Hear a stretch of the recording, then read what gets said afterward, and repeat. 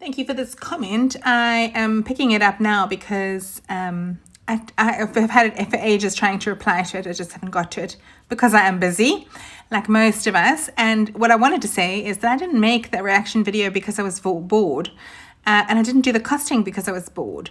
These are things that I feel quite strongly about, working with other women who are trying to do their own businesses, baking from home. That's what I do. I train them to do that.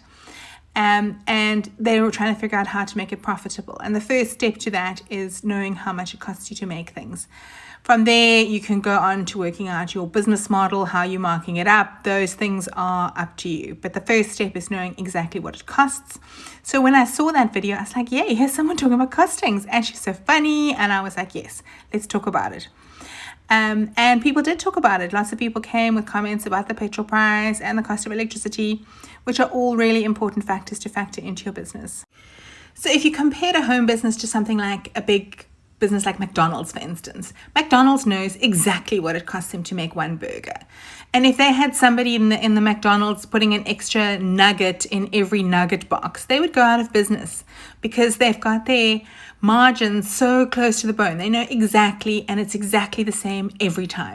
But to recreate that in a home-based baking business is quite difficult, which is why I cannot stress enough that you need to know exactly what it's costing you. If you're using an extra 500 grams of butter icing that you haven't accounted for in your recipe on every cake you send out, you will go out of business. And if you're taking many more hours to work on the cake than you would, than you've quoted for, you're also not going to make any money. And all that will happen is that you'll work harder and harder and harder trying to get more and more business in, and eventually you'll hit a burnout because you won't be able to keep up that pace without any income coming in, or just enough income coming in.